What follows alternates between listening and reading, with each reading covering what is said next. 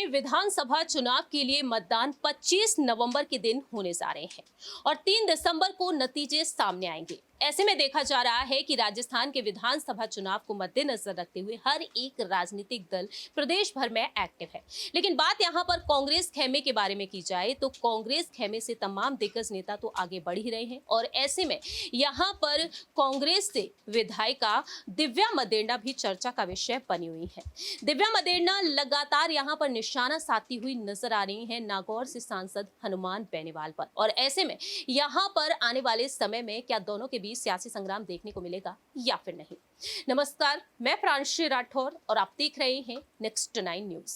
दरअसल आपको बता दें कि दिव्या मदेरणा हाल ही में नामांकन पत्र दाखिल करने पहुंची, जिस दौरान वह भावुक होती हुई भी नजर आई। लेकिन यहां पर मंच से वह साफ तौर पर कहती हुई नजर आई कि कुछ लोगों ने उन पर बार बार सवाल उठाए थे, आखिरकार वह शादी क्यों नहीं कर रही है और ये बयान दिए गए थे हनुमान बेनीवाल की तरफ से। तो सबसे पहले आपको दिव्या मदेरणा का वो बयान सुनाते हैं कि आखिरकार वह क्या कुछ कहती हुई नजर आए। सुनिए जरा। और 2018 के अंदर आपने मुझे आशीर्वाद के रूप में विधानसभा में भेजा। मैंने 5 साल के लिए एक चीज अपने ध्येय में कर ली कि मुझे ओसिया की जनता के लिए ईमानदारी से और निस्वार्थ भाव से काम करना है, चाहे कोई भी आ जाए, चाहे कोई भी परिस्थिति हो जाए। और मैं वो काम सही तरीके से कर रही थी। और कैसे पता लगता है मुझे कि मैं वो काम सही तरीके से कर रही थी? क्योंकि जब व्यक्तिगत निम्न स्तर के आरोप मुझ पर लगते हैं तो मुझे पता लग जाता है कि यह सुरक्षा का भाव मेरे काम की वजह से हो रहा है। कार्य क्षेत्र में संघर्ष कर रही एक महिला, चुनौती देती एक स्त्री किसी भी अस्तित्वहीन व्यक्ति के लिए सुरक्षा का भाव पैदा करती है। कोई कहता है ओसिया की सभाओं में कि शादी कर लो, हम खाना कर देंगे, और कुछ लोग ताली बजाते और खी हंसते हैं। मैंने सुना लेकिन कभी जवाब नहीं दिया। आज देने आई हूं, 2011 से आज 2023 में आज देने आई हूं। निम्न स्तर के जो प्रहार करते हैं, अरे जरा सोच कर देखिए कि आप जेल की सलाखों में हो और आपकी बेटी बाहर शादी मना रही हो। मेरे पिता और मेरे पिता के दर्द और उनके प्रति सेवा मेरा सबसे पहला कर्तव्य है। और मेरे पिता जब दर्द और विरह के अंदर कैसे करवट बदलते होंगे, कैसे एक दिन निकलता होगा, कैसे एक रात निकलती होगी, तो उस बेटी को बाहर शादी करना शोभा नहीं देता। मेरे भाग्य की लकीरों में नहीं लिखा है, क्योंकि मेरे भाग्य की लकीरों में सेंट्रल जेल लिखी थी, जिसके 10 साल मैंने फेरे किए हैं। 10 साल मैंने फेरे किए हैं, क्योंकि वो मेरा कर्तव्य था। मुझे चुनौती देने वाले अपने गिरबान में झांक। आपने देखा कि दिव्या मदेरणा यहाँ पर भावुक होती हुई नजर आई है, अपने पिता को याद करती हुई नजर आई है। लेकिन बात यहाँ पर हनुमान बेनीवाल के बारे में की जाए तो हनुमान बेनीवाल बार बार उन्हें चुनौती देते हुए नजर आए हैं। उनका कहना तो ये भी रहा कि ओसिया से भी वह चुनाव लड़ सकते हैं। मालूम हो कि ओसिया से विधायक है दिव्या मदेरणा और अब आने वाले दिनों में हनुमान बेनीवाल क्या अपना फैसला बदलेंगे या फिर नहीं। सवाल यहाँ पर रहेगा अबरार से कि आखिरकार उनका क्या कुछ कहना रहेगा, आखिरकार दिव्या मदेरणा को लेकर उनका क्या कुछ कहना है। क्योंकि दिव्या मदेरणा कांग्रेस नेता राहुल गांधी के साथ भारत जोड़ो यात्रा में कदम ताल मिलाती हुई नजर आई और उस वक्त कहा गया कि कहीं ना कहीं वह सीएम पद चाहती हैं और इस वजह से वह आगे बढ़ रही हैं। तो अबरार, यहाँ पर दिव्या मदेरणा की रणनीतियों को आप किस तरह से देख रहे हैं? देखिए, दिव्या मदेरणा राजस्थान की सियासत में उन चेहरों में गिनी जाती हैं जो पार्टी हाईकमान के साथ लगातार मजबूत ढंग से बनी रही। ख़ासतौर से वो मामला मैं आपको याद दिलाऊंगा जब राजस्थान में विधायक जो है वो गुटबाजी में पूरी तरीके से बढ़ चुके थे। सचिन पायलट का खेमा था, अशोक गहलोत का अलग जो गुट था, और उस समय कोई एक विधायक जो खुले तौर पर पार्टी हाईकमान के साथ खड़ा नजर आ रहा था या फिर उस तरीके से बयानों के जरिए वो तमाम चीज़ें पता लग रही थी, वो दिव्या मदेरणा का नाम था। था, चाहे वो राहुल गांधी के साथ भारत जोड़ो यात्रा में 2 बार शामिल होना या फिर और सारी बातें।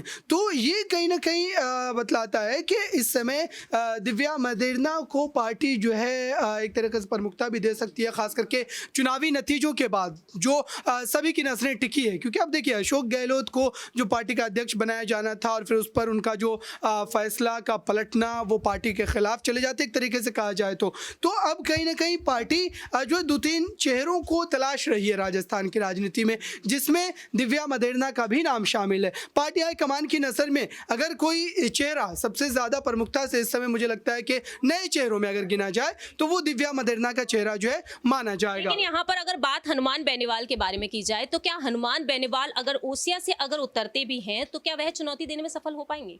देखिए, हनुमान बेनीवाल भले ही इस समय जो है राजस्थान में अपनी राजनीतिक ज़मीन तलाश रहे हैं, हालांकि 4-5 सीटों को छोड़ दे तो उनकी उतनी ज़्यादा दावेदारी जो है नज़र नहीं आती है। लेकिन इस बार जिस ढंग से वो एक नई चुनौती पेश कर रहे हैं चंद्रशेखर रावण की पार्टी के साथ गठबंधन करने के बाद, तो ये कहीं ना कहीं जो है कांग्रेस पार्टी और भाजपा दोनों के लिए यकसा तौर पर जो है एक जो है चुनौती बन करके सामने आ सकती है। लेकिन आप सोचिए कि राजस्थान में जो दलित वोट बैंक है वो एक जो है बड़ी संख्या में, तो ऐसे में हनुमान बेनीवाल और चंद्रशेखर रावण का एक साथ आना कहीं ना कहीं उस सीट पर दिव्या मदेरणा के लिए चुनौती ज़रूर पैदा करेगा। लेकिन मुझे लगता है कि जो लोगों का भावनात्मक लगाव है उनके पिता की वजह से, और देखिए बीते दिनों जो हमने वो भाषण सुना और साथ ही जो है हमने जो वो वीडियोस देखे जो वायरल हुए काफ़ी, वो जेल जाती हैं जहाँ पर उनके पिता का देहांत हुआ था, जेल की दहलीज पर जा करके पूजा अर्चना, ये तमाम चीज़ें किस वजह से, ये तमाम चीज़ें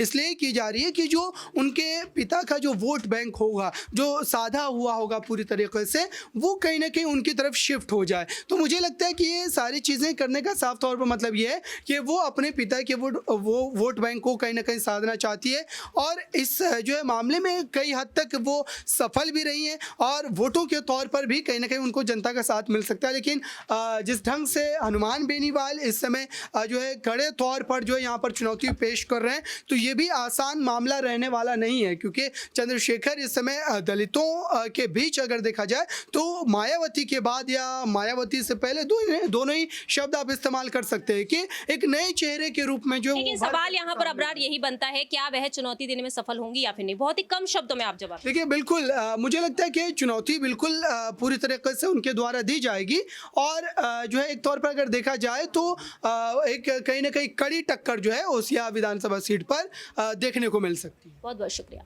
वाकई में देखा जाए तो कहीं ना कहीं हनुमान बेनीवाल और दिव्या मदेरणा के बीच एक सियासी जंग देखने को मिल सकती है, अगर हनुमान बेनीवाल इस बार चाहते हैं तो, क्योंकि वह कहकर इसके बाद यहाँ पर फैसला बदलते हुए नजर आए। अब आने वाले दिनों में देखना होगा कि हनुमान बेनीवाल जो चंद्रशेखर आजाद की पार्टी के साथ मिलकर यहाँ पर गठबंधन करते हुए नजर आए हैं, क्या ये गठबंधन यहाँ पर कामयाब होगा या फिर नहीं? 200 विधानसभा सीटों पर आखिरकार कांग्रेस जीत हासिल कर पाएगी या फिर नहीं? इस खास रिपोर्ट में इतना ही। बाकी के तमाम अपडेट्स के लिए देखते रहिए नेक्स्ट 9 न्यूज।